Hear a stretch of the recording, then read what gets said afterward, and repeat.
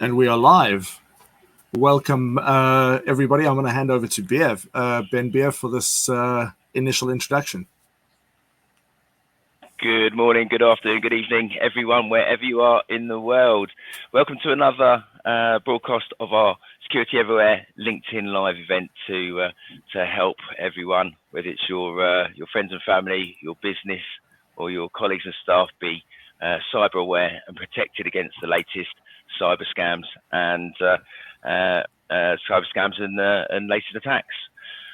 Joining us on the call today, we hope to have some more people who will be attending on the panel. But Mac, thank you for the introduction, and thank you for your help and support to make these the LinkedIn Live events happen. Mac's obviously the LinkedIn expert, and he's the driving force behind these events. We also have with us Paul Lopez from the Eastern Cyber Resilience Centre. So thank you for joining us again today, Paul. We hopefully have Simon Newman from the London Centre as well joining us, and of course our regular attendee and cyber warrior Theo Nell from Senat, who has prime experience of today's topics, as he works very closely with Francis and goes to help remediate and resolve the issues that arise when somebody has been compromised or attacked. So thank you all for joining us this morning. So today's topic is what to do if I've been scammed. Now, what we're going to be talking about today is across a range of subjects, from ransomware and attacks on business email. So very much from the corporate, from the business side of things, but not only that. Small businesses rely heavily on social media, such as Instagram and Facebook Marketplace, in order to conduct their business. And they can spend, 10 years plus building up an audience, building up a customer base, whether it's, there was one lady that we knew that did wedding cakes. So obviously she had all her pictures of 10 years of what she'd done and what she'd worked on. We've got another who's a chef, and again had over 10,000 followers on Instagram, and lost her account. And so it's what we can do to actually get our social media accounts back, as well as the main tools and the network compromises that we see as well. So I'd like to start today with Theo. Now, you've obviously worked with us with a couple of customers that did actually get ransomed. So I was wondering if you could tell us a little bit about what you had to do to get these guys back online, what the knock-on effect was for them, and how we got them back in action in the end. Well, good morning, Ben, and good morning, everyone. Thank you for joining the session. Sure, being ransomed is not a lot of fun, I can tell you that much. One of the biggest issues that we have to deal with is the fact that the company owners lose confidence in themselves, they lose confidence in their ability, they lose confidence in the fact that they can actually do business moving forward. And one of the biggest things that we try and help with is for those business owners to understand that it's, although not directly their fault, that there are still things that we can do to help them to recover the brand, the communication with their customers, etc. So one of the biggest things that we needed to face was the amount of downtime within the business. And it depends on which systems you have in place in order to recover from an attack. One company, we're lucky they had backup systems in place, and it only cost them 2 days worth of downtime. Another company, we're down for 2 weeks. So what is it that you think your business will lose with a day's worth of downtime? You need to go and multiply that out. So so how do we fix these things? The first thing that we need to do is check whether or not the company is still compromised. And the only way to do that is to go and do a full network and system review of all the applications, all the platforms that they use. We look at preventing access to the internet by systems, especially if the compromise is still taking place, and then only go and allow access to certain sites or certain portals so that we can actually help with the remediation of what's happened. Those things would usually include things like your backup platforms, making sure that it is controlled and managed. We make sure that the systems that were compromised are removed from the network. We perform network scans, vulnerability scans using specialized tools to see if we can find the root cause, and then also to go and perform forensics on those networks. So that, in short, that's the sort of stuff that we do, Ben. Does that answer your question? And you're muted. Yes, I was just finding the mute button. When I rearranged my screen, the mute button was just off the bottom of the display. Yes, yeah, no, that's exactly the kind of thing that I was hoping that we could share, Theo, because it's the procedural method that then has to take place in order to make sure that the actual infection itself has gone, but not only that there haven't been any additional backdoors left on the network, so that scammers can then get in again. One thing that's particularly not well recognised is that companies that get ransomware once very often get ransomed again within the following month, because it gets out that they have been ransomed, which means that other attackers then think, oh, they're going to be vulnerable. They haven't got good systems in place. Can I get in there as well? Or even, as you mentioned about the looking for additional areas of compromise, that the initial attacker then goes in for a second bite of the cherry and tries to scam them a second time. And I know with one of the customers that we work with, that did actually happen. They got done 2 weeks following the first attack. And of course, one thing that I was really pleased you mentioned is it's not just the downtime, it's not just the cost in terms of reputation and finance from not being able to run as a business, it's the emotional consequences as well. And that's whether you're the person that maybe had their account compromised in the first place to cause the infection, or as the management team that are responsible for being able to pay hundreds of members of staff's wages and protect their livelihoods. There's a whole emotional and mental consequence for the people that are involved in these things. It's an incredibly stressful time, and it's recognizing that these people actually need the support as well. And what's been good actually from obviously having a broad view of these topics for a number of years now, is that it always used to be the blame game. How did we get compromised? Whose fault was it? Who's to blame? And actually, that's a very it's good to see that sort of attitude has changed, particularly over the last sort of couple of years with the massive rise in the ransomware attacks. In that this is a plague.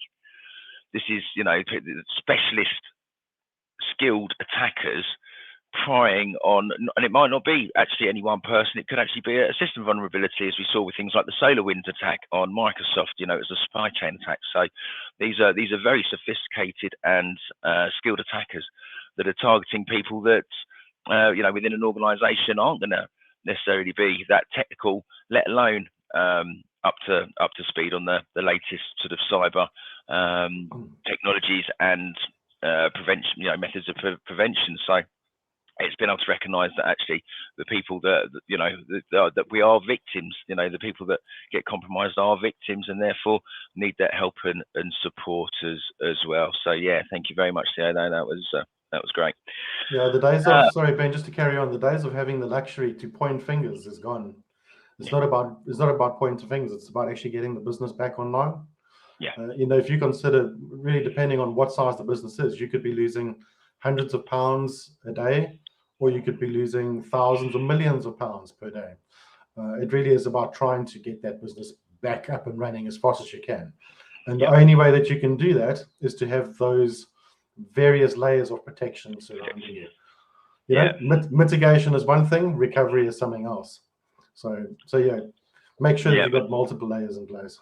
And just to finish off on the sort of ransomware side of things, people take it for granted that their data is in the cloud, so therefore they are protected against ransom, and it's so not the case, because if it's an offsite backup that's in the cloud, if that can be encrypted via the backup software that's connecting to the cloud, and also if you've got data in OneDrive, Teams, and SharePoint, if they've compromised a system that's got those live connections open, they can get in and they can encrypt all your data that's in Microsoft OneDrive and all the sharing, as well as the Google Drive and their collaboration mechanisms, and I believe they can even get into Dropbox as well if the connection's open on the machine, and so they've got an authenticated connection.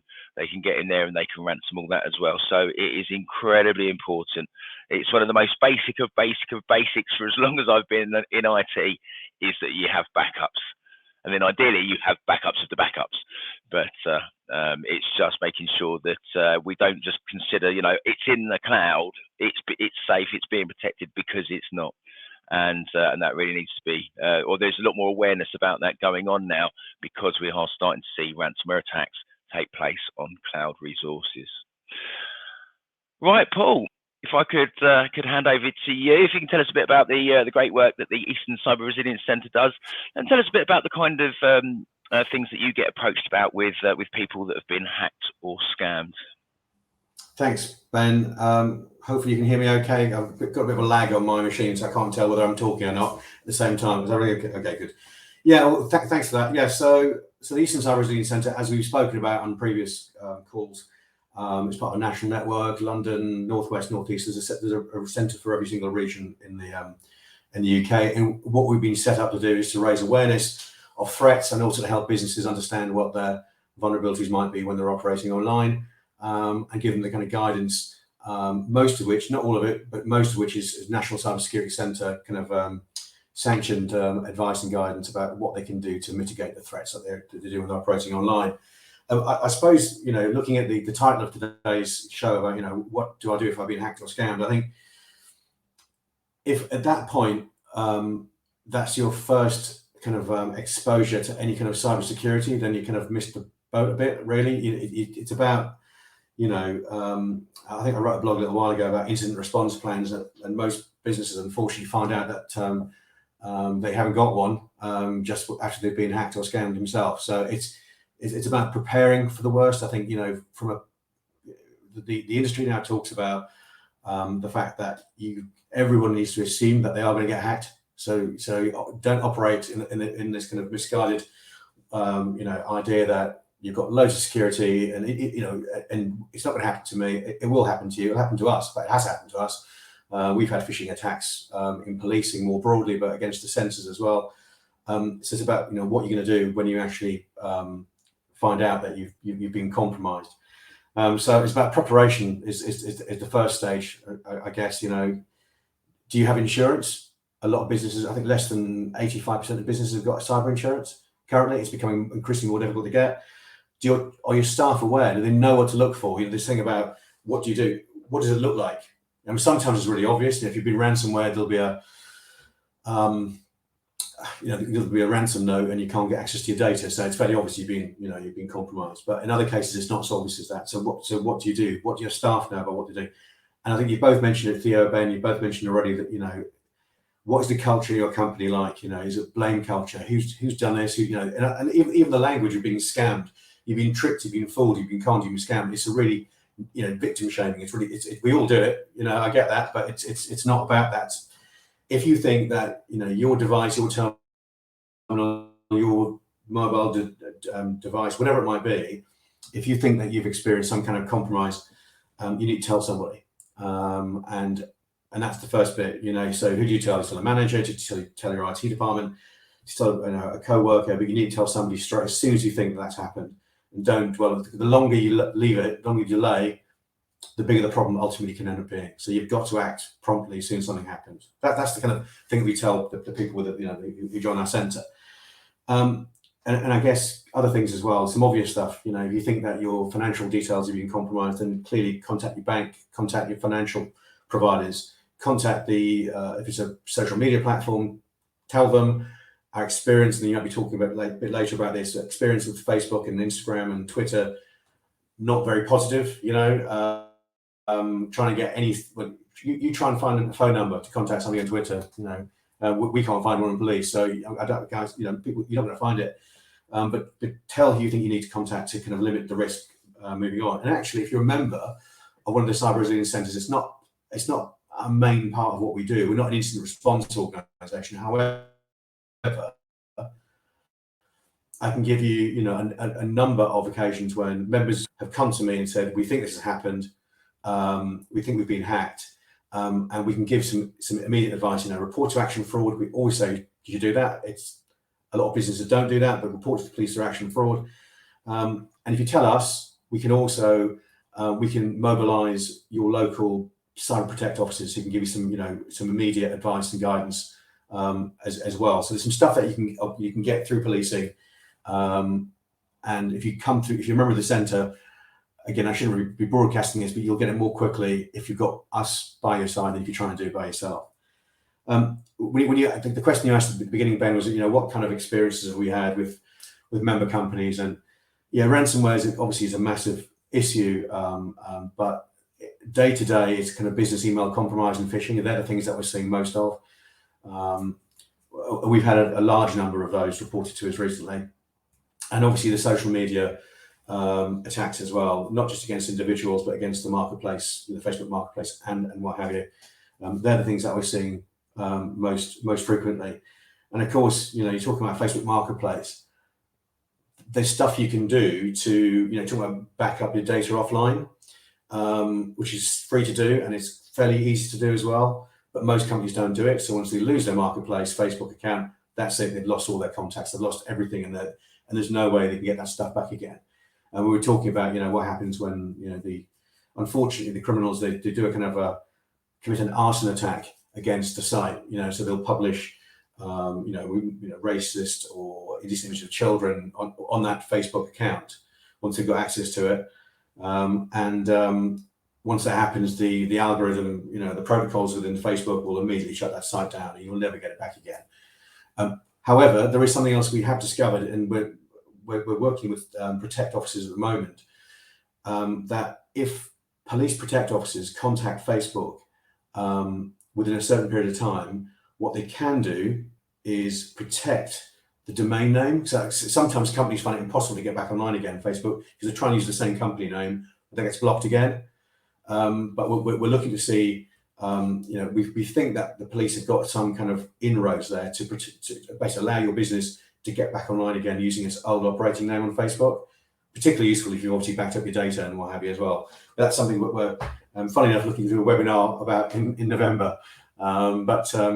It's kind of email compromise, Facebook marketplace attacks, and the general phishing attacks are the things that we get reported to most.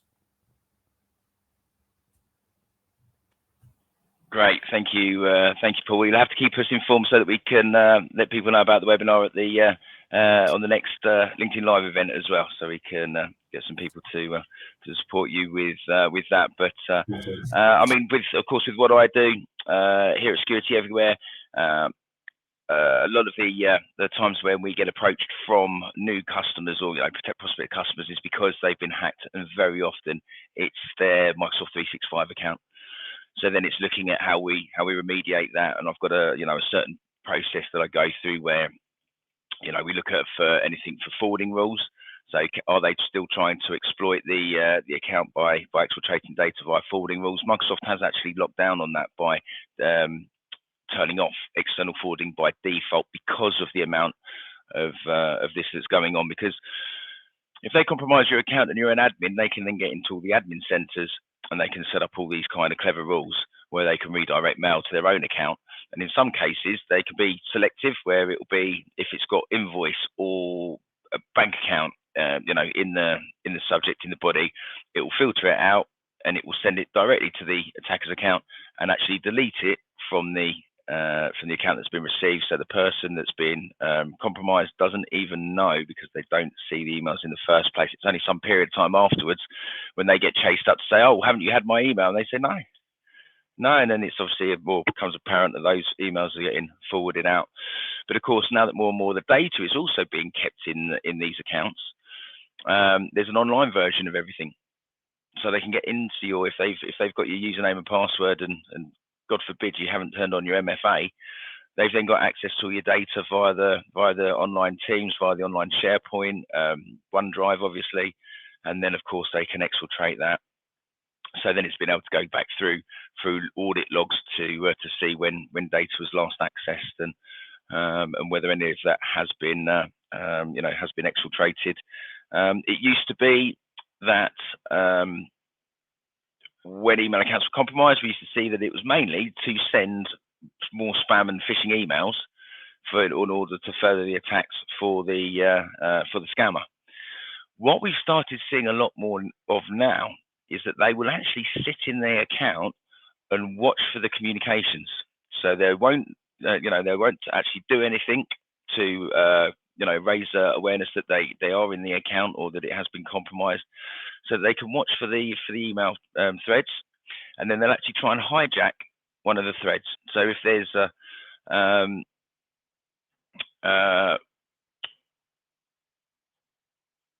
so with the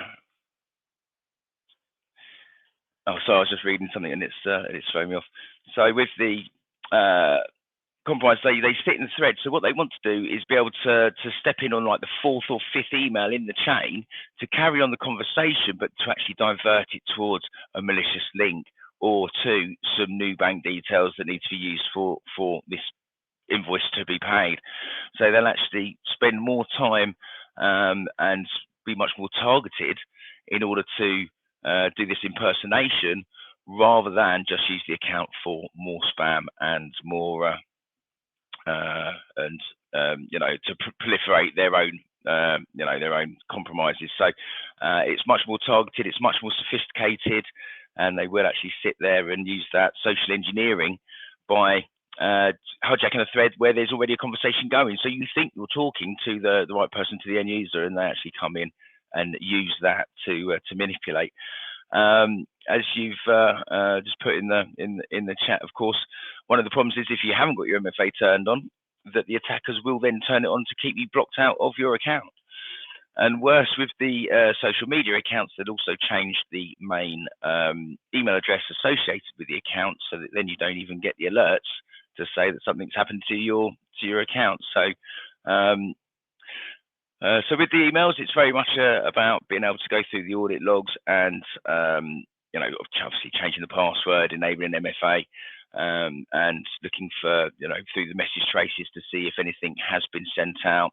So then whether it there is an issue where you've actually got to go and contact your contacts within the email environment to let them know that they should ignore specific emails or that there was this malicious attack. So depending on how far the attacker has gone is, obviously the response needs to be, appropriate. But that's where, of course, the damage to the brand comes in, because you've then got to go to all these contacts that have received an email with, new bank details or a link to download a document which is actually a phishing web page, and you've got to now admit to them that has that you have been attacked. Theo, what do you think about the stigma that's attached when admitting that you've been hacked? It's a great question, and I think it's going to depend on who the person is that has been attacked and how they go and handle it. What I would like to say is that there shouldn't be a stigma when you are being attacked.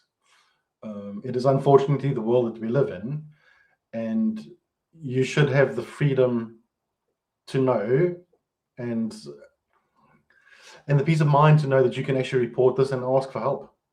It is going to happen. It has happened. It will happen again, that people are going to get attacked. My daughter recently went through a very similar experience where they cloned her card. They tried to clone her SIM card, all that sort of stuff. Just ask for help. It's okay to ask for that help. Even if you've got measures in place to protect you, you will never be 100% secure, unfortunately. So it's okay. It really is okay. Don't feel that you're the bad person in this. Very similar to other crimes that are being committed. It's generally not your fault. So please don't let the stigma that you didn't do enough stop you from actually reporting these types of crimes. Ask for the help. It's available to you. We've shared a couple of links already through the NCSC, what to do, how to go and report, whether it's through Action Fraud or directly with the NCSC. Use those tools. Feel free. I know that someone did ask previously, are these platforms accessible to people that use accessible technologies or assistive technologies? Maybe they aren't yet, and possibly it is something that you can raise with them. It's certainly something that we can, from industry, help push, is that more companies start using or writing their sites and creating their sites to aid with assistive technologies. But please, if you can't use the technology, phone someone who can, or reach out to someone in the industry that can. Feel free to ask for help. Yeah, very, very good, Theo. Yeah, very good, because that's the worry, is that too many people, because they've been compromised, A, don't know where to turn, and B, because of the thought that it's going to affect their reputation, their brand, are reluctant to go in and seek that help and get it remediated properly. So it carries on, leaving them exposed and vulnerable to further attacks because they didn't get that help. What was interesting, I thought, was with a couple of customers that you assisted us with. One customer, the MD, was, well, do you need to do I need to tell my contacts? Well, everybody gets hacked these days, don't they? Which was very, very, which was sort of the opposite end of the scale to the other company, which were incredibly conscientious about their reputation in terms of their branding and how it was going to affect them for that longer term effect. So I guess it does depend on who you're speaking to and the industry that they're in and how much that brand reputation. I guess if it's financials and law, the reputation is therefore much more important than it's going to be for other services where they don't have to rely on having that level of security in place because of the type of information that they're dealing with.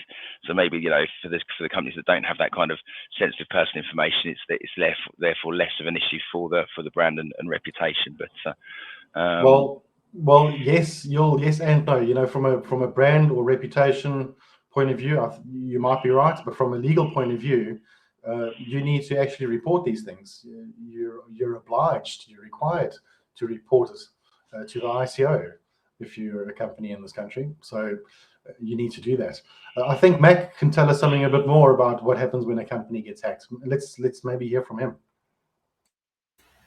You find that unmute button.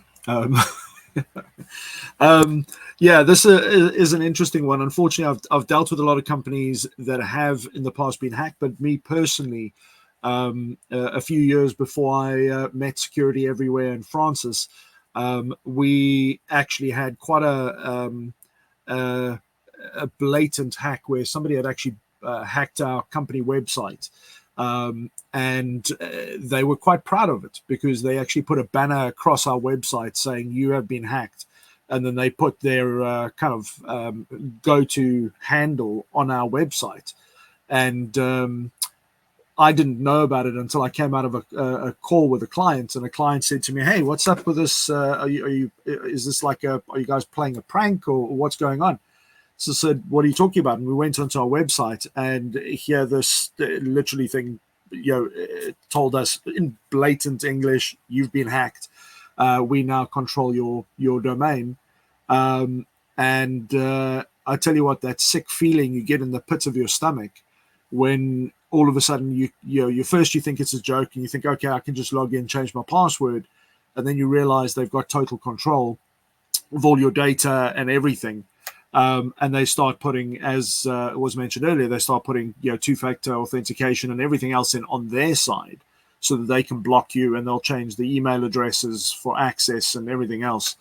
And that initial feeling of pure shock and horror that something you've been working on for years, your reputation, all your clients are going to see this. Plus, not only that, but all the new people that are looking to work with you that you might be in the middle of contract negotiations, and all of a sudden it's like, okay, do we really want to work with this company if they're at risk? And the thought that goes through your mind or everybody else's mind is always, well, this will never happen to me, until it does.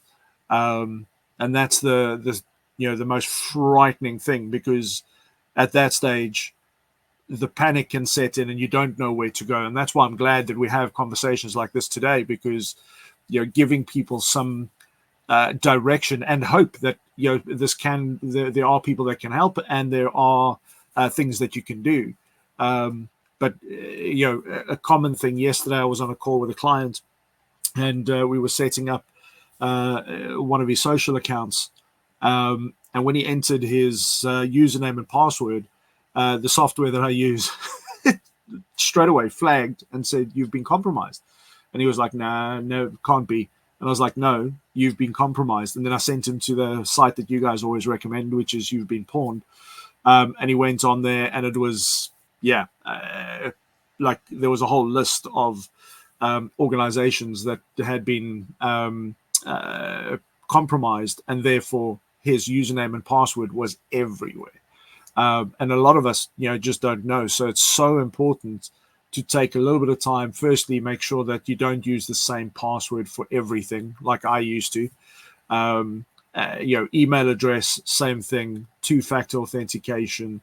But then reach out, to these experts that are on here and ask questions, because it's, if you think that you're okay, just even then go and double check. Reach out to one of these guys and just make sure, because the loss and the time out of business, for me, it was 2 weeks focusing on trying to get my website back up, as opposed to me focusing on my business, growing my business, supporting my staff.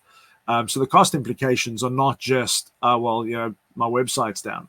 It reaches much further than that, and can ruin a business that's been around for years. And reputation can literally be gone overnight. So don't assume it'll happen to somebody else and you're immune, because in today's day and age, with the digital age, things are moving at such a rapid rate. And I in fact, I'll throw a question out there to all of you, if it's okay.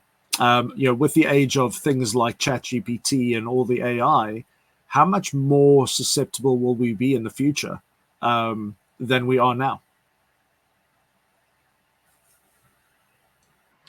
That's a very scary question to answer. The AI just doesn't stop. It doesn't have a conscience. It doesn't sleep. If you tell it you want it to do something, it's going to go and do it for you. So how susceptible? Much more than what we are today, which means we need to just take into consideration those small steps, things that we can actually change today to prevent these things from happening. Put them in place before we go and get attacked. My 2 cents. Well, worse than just ChatGPT, there's WormGPT, which is the hacker's equivalent, which doesn't have any of the safeguards and controls, and is being advertised now on the dark web for scammers to use for these, phishing attacks, where they can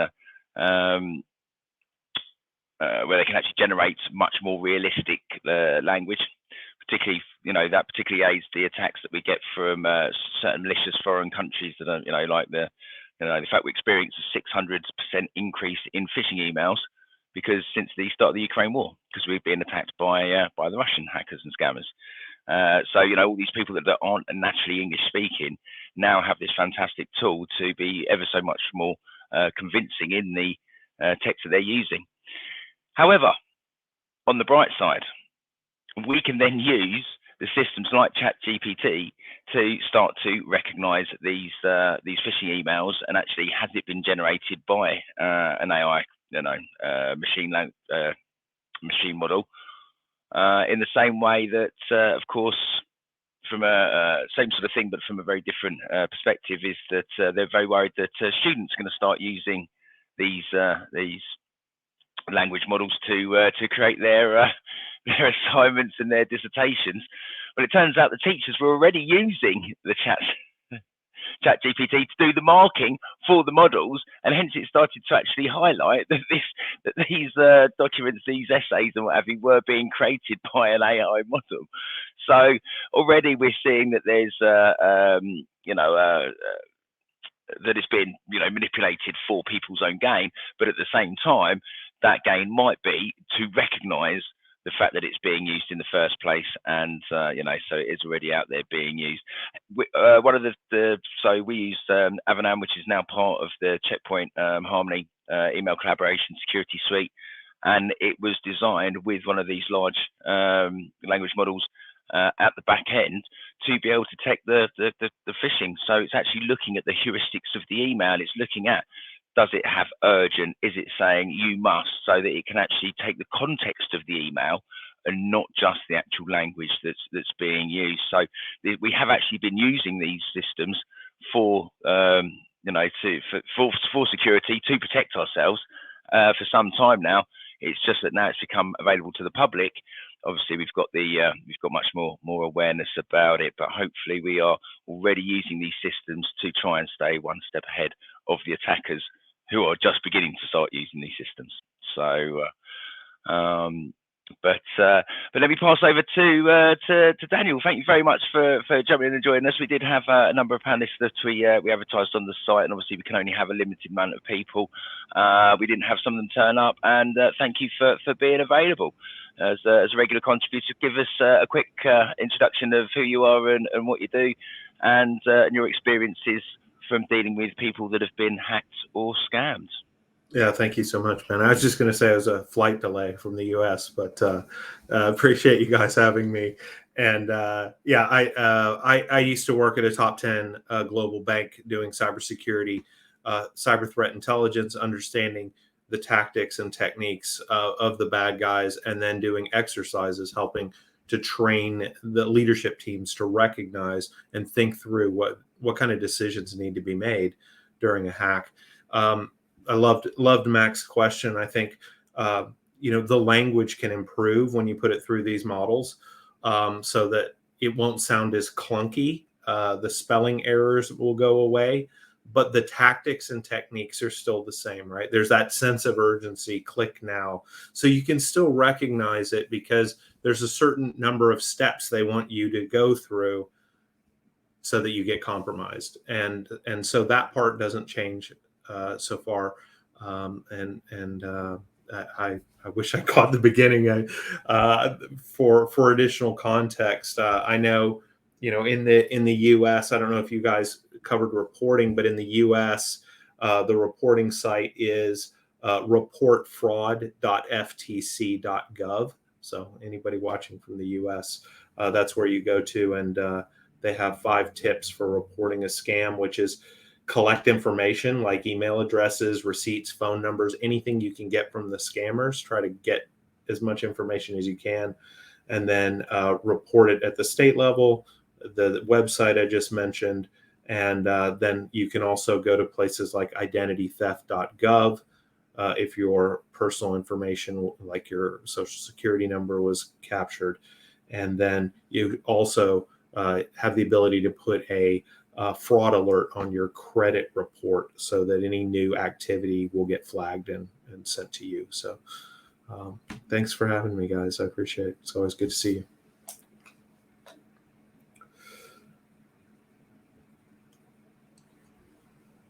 You're muted, Ben.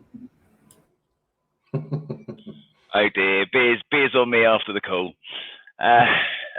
Well, thank you very much, Daniel, and we do appreciate you connecting all the way over from the States. One of the things that's great, and we're really trying to encourage with these LinkedIn Live events, is the collaboration. Not just cross borders, because it's something that we're obviously all experiencing, but actually bringing the experience of what's happening in different areas can make us forearmed and forewarned about what may then happen over here, particularly with the US, and the corporate entities that get targeted there. Paul, if I can bring you back in, because you've mentioned about the number of your members that have found that their details are already online because of historical breaches, and how that then poses a threat to make them vulnerable to be hacked and scammed. Yeah, thanks, Ben. Yeah, very much like Mac was saying earlier. I experienced a personal. I've gone through this myself. So back in 2015, my Apple account details and password were released into a dark web data breach site. There was a game that my kids were playing on their Apple devices called Bin Weevils. Bin Weevils, yeah, no, whatever. It was some strange game they played on the Apple devices. And a US company, and they had a massive data breach in my password in the clear, not even hashed, and my username was leaked, along with hundreds of thousands, if not millions, of other people who used the same game. And hackers came along, and they used my username and password to see if I used the same thing for Amazon and for EE, the phone company. And in 2015, I did. And then they started to make fun while they, make hay while the sun was shining, as it were. And we managed to stop it before it got too bad. But I lost a bit of money personally out of that. So I've been hacked, and I only found out about how it happened when I joined the centre in 2021. And my inspector, who's quite technical, who worked in cybercrime for a long time, she said, "Have you ever heard of this website called haveibeenpwned.com?" And I put my details into it, and lo and behold, I've seen it had been breached. My details have been published a number of times and were there for the world to see. And so, as part of our kind of onboarding our membership, one of the first things we do is we ask them to go to this website and to put their phone numbers and the email addresses into it to see what their exposure currently is.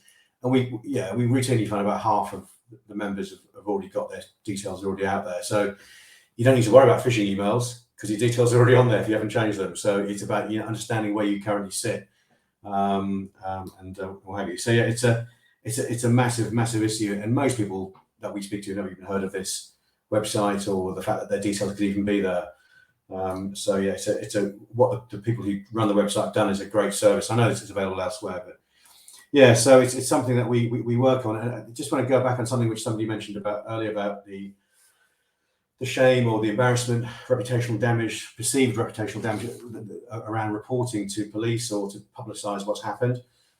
I think it's worse if you don't tell anybody and then they become victims as a result of your breach, because that happens quite a lot as well.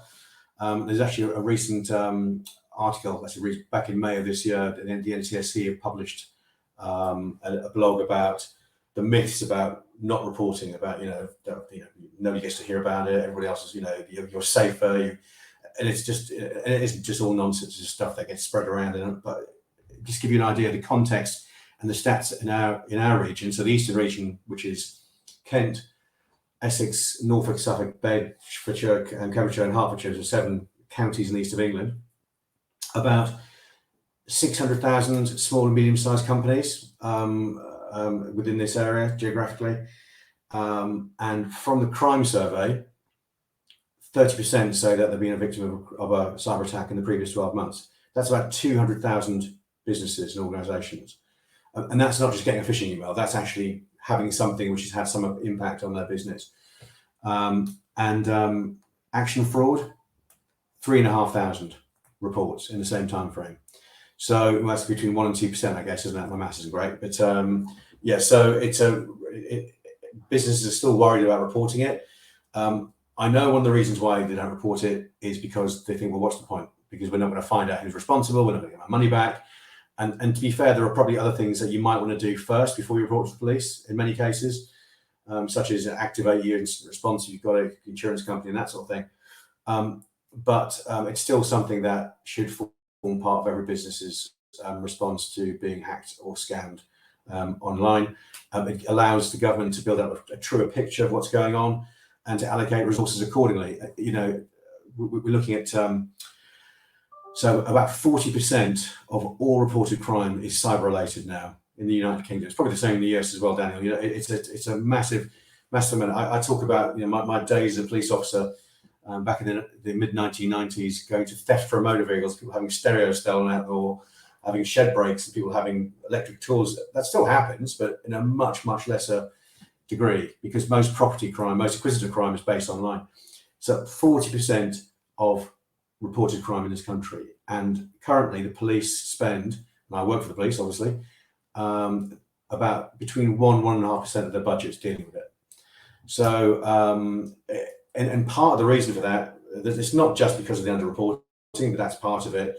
There's also the fact that it's seen as a victimless crime, which it's not, absolutely not. We talk to people, the impact on people's personal lives and mental health is huge in many cases and can lead to some really, really tragic consequences. And there's some research going on about that currently. But it's also the economic impact. We talked about, I mentioned this before, the biggest single threat to the economy of the United Kingdom and by extension the rest of the Western world, if not globally, the biggest single threat is from cyber. It's not from inflationary issues, not from Brexit, not from the war in Ukraine. The war in Ukraine obviously has an impact on cyber. It's from cyber crimes, and that will never change. We're in this world now, and it'll be here for us forever. But unfortunately, most of the businesses that we talk to, they have, and again, this is not being rude or being disrespectful to the business, the small business community, but it simply does not feature as a priority in their world. Most SMEs they're fighting fires. As an SME managing director myself and working for the police, those things do sound a bit odd together. That's what I do. You're fighting fires. You've got financial issues. You've got consumer issues. You've got problems with supplies. You've got new regulations coming into place, and they're all here and now. Got to do it now. Red line, bottom line issues that the business have got to face. And unfortunately, cyber isn't that. Cyber is about preparing for something which might happen, will happen sometime in the future. It's about long-term planning. And long-term planning and small and medium-sized businesses, those things are often at odds with each other. So I understand why it's not a priority, but it does need to be. And that's part of what we're trying to do, to raise the awareness, working with groups like yourselves to try and get more businesses on board to take some simple steps now to protect themselves. I think you made a great point there, Paul. With normal crime, you have a chance of catching the person who snatched your purse, right? But these people are thousands of miles away in jurisdictions that you can't touch so much of the time. So it does take a lot of resources, and really, it doesn't matter how you're victimized. That's a psychological wound, and it, it's traumatic. Even a cyber attack could trigger somebody not wanting to leave their home. Ironically, right?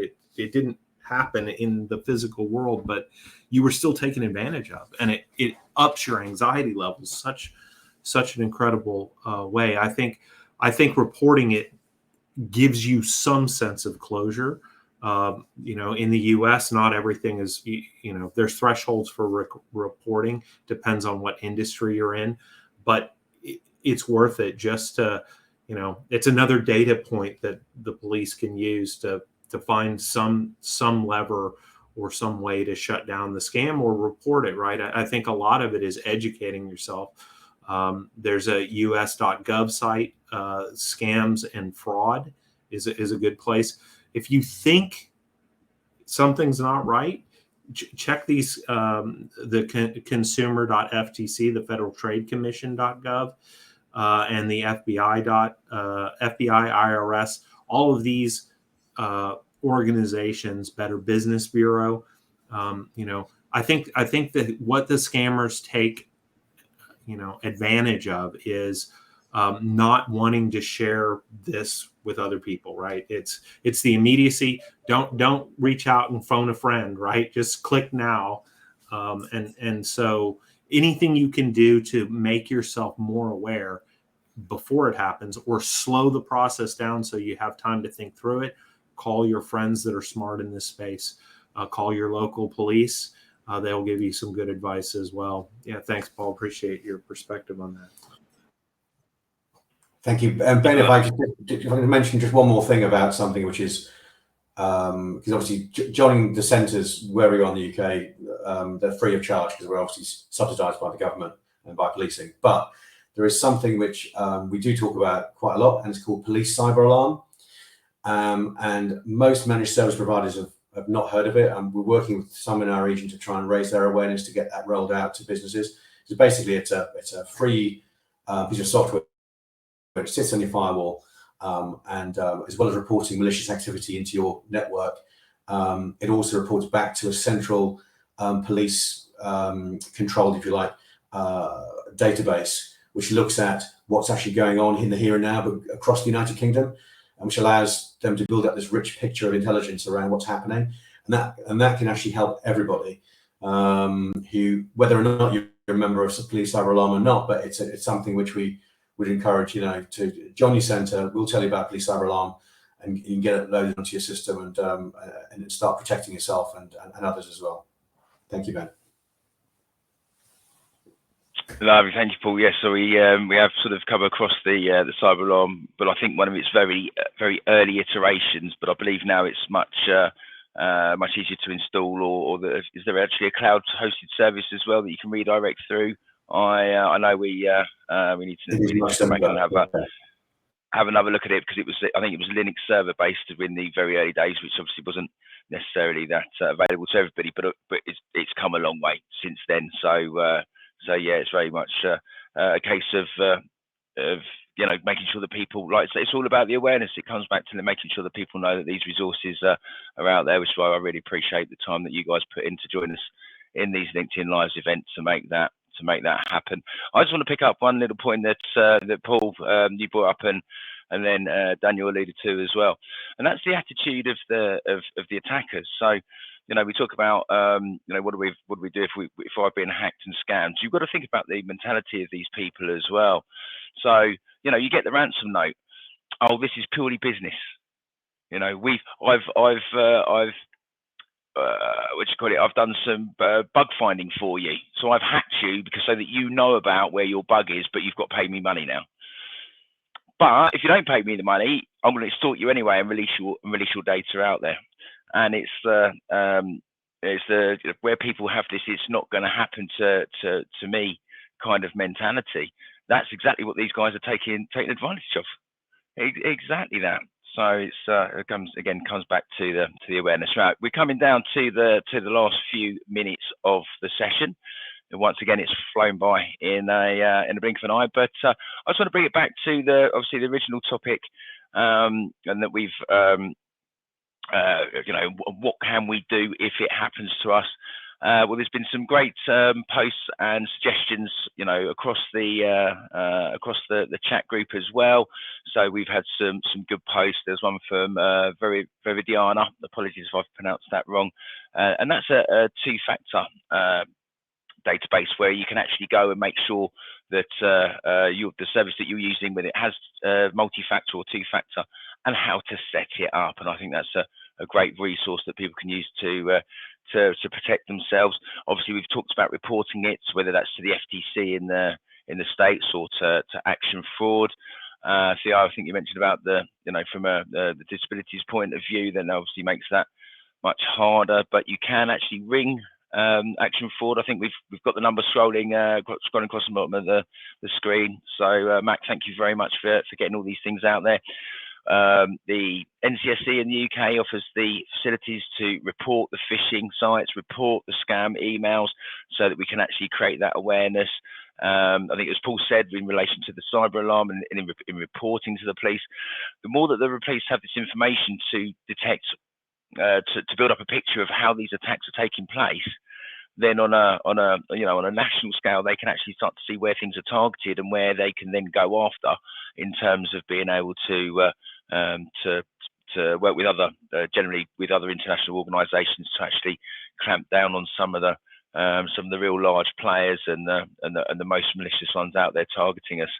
But it's just been taking away that sense that of the stigma of that, I've been done, I can't tell anyone because, and it's actually, no, you need to, so that you can get the help, so that it doesn't become such an emotional burden, so that you can actually help by contributing to the police and to their network and to their info, so that we can better protect ourselves. So we've got 5 minutes, guys. Who would like a final word before we shoot off on today's topic? Theo, you go on, Daniel.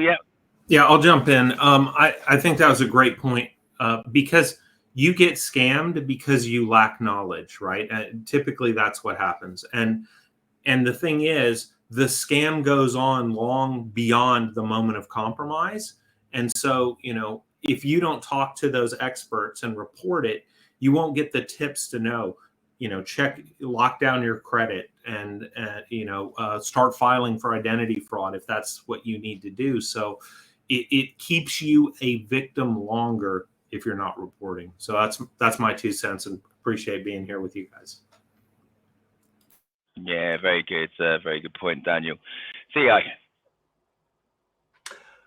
Ask for help when you need it. Don't be scared to do so. But try and take the measures to protect yourself before you need to ask for help. There are so many free resources out there. I try and say that people need to become paranoid about security. And I want to take it a step further. If you start thinking about security in your everyday life, I want you to transcend the paranoia and get to a place where you've got the confidence in yourself and in the measures that you're taking that you're protected. That's what I want you to try and get to. Exceed paranoia. Be prepared. And be protected. Excellent. Yeah. Thank you, Theo. Because of course, prevention really is the only cure. Paul, your last minute. Well, a couple of specific things actually. I know we've talked about some things that ways people have managed to find themselves on the wrong side of this, but there's an ongoing campaign against LinkedIn users currently. The police have reported it. The National Management Centre reported it. Make sure you've got multi-factor on your LinkedIn accounts, because if you haven't, then you might lose it, and we all know what happens after that. And another thing I was told about by somebody who works for the nuclear industry, CISO within that, and they've been coming across, is it called quishing or QR code phishing? It's something which hasn't really featured a huge amount, but if you get sent a QR code on an email and it all looks lovely and it says you scan it and go to it's just another way of getting you to go to the criminal's website. So don't do it under any circumstances, or make sure you double and triple check before you do that. So that's the last thing for myself.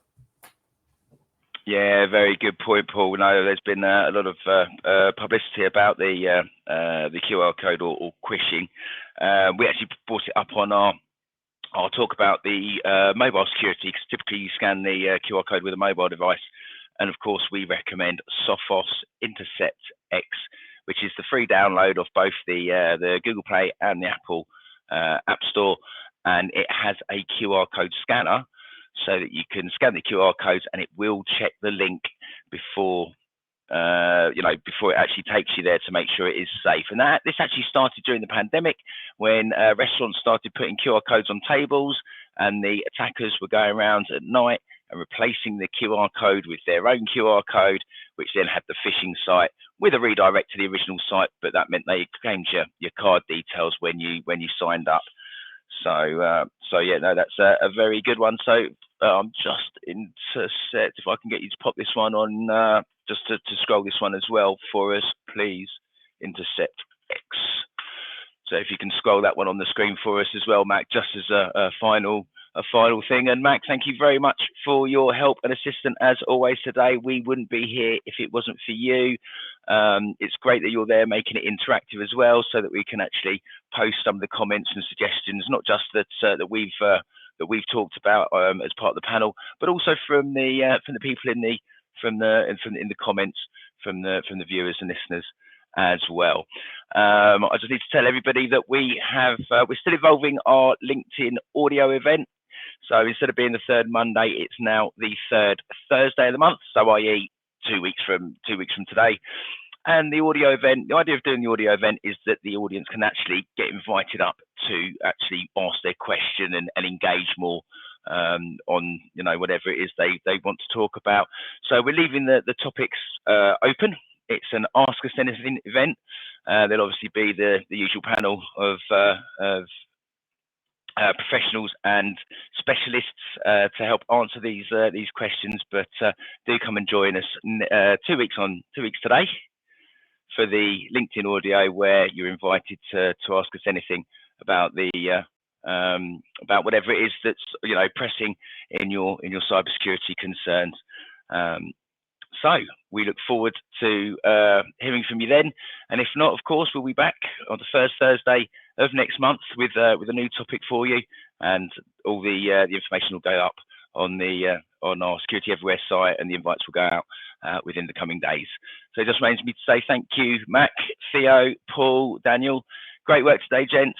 Have a great rest of the day, week, month, and I look forward to doing this all again with you very soon.